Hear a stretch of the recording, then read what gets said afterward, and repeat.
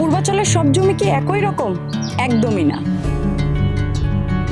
আজকে আপনাকে এমন এক টুকরো জমির সন্ধান দিব যার সত্যতা জানলে আপনি এখনই বুকিং দিতে চাইবেন।